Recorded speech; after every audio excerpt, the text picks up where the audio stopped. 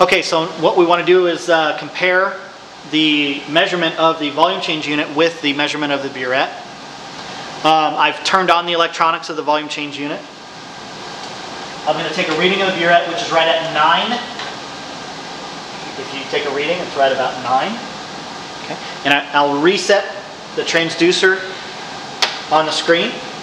Reset channel 6. Okay. Volume change unit back to 0, or very close to 0, 0.01 milliliters.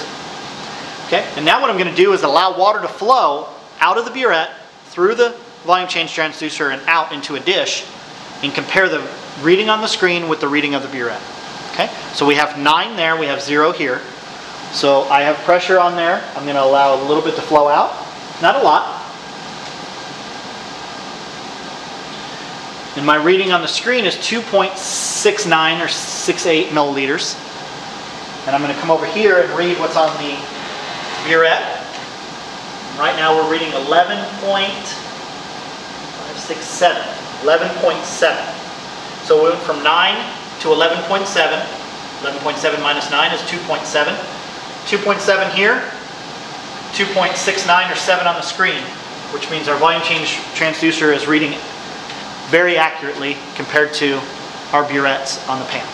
Okay, so that gives a comparison. It also allows us to notice that we're reading positive going in or saturating to the sample, which is what we wanted. We want positive readings here going into the sample with it up.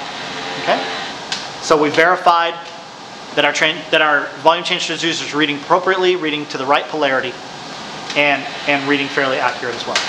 Okay, so our calibration is correct. All right.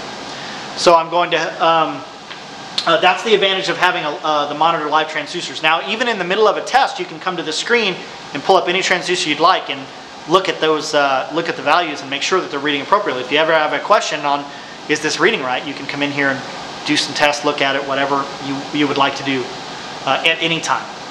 Okay. All right, so we're going to go ahead and clear the transducer list, which will empty it, and then click OK at the bottom. Now the next step under configure is the next option, I should say, beneath the monitor transducers is machines. And so we can go into machines, and this is where we generate a machine for testing. Now I've already generated the both triaxial machines, where we group the transducers we require together. So for the first machine, we have a triaxial CUCD.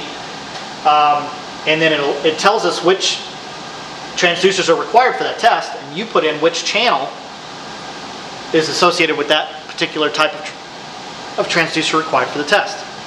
And it automatically brings in the calibration data for it. Now we'll demonstrate how to do this at another time.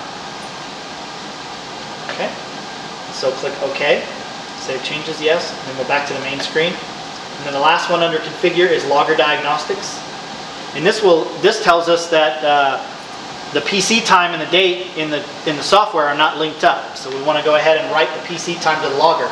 Now I will warn you, you only want to do this when you're not doing any tests. So we can write the PC, and that will allow the PC time to be the same as the time within the ADU. And logger diagnostics is just an area you can go to for troubleshooting. If ELE technical support requires you to go into here and do some commands with the ADU, you can do that. But it's not really something that you should go into on your own. Okay. So click OK at the bottom. So that's all the options we have for this, for the configure.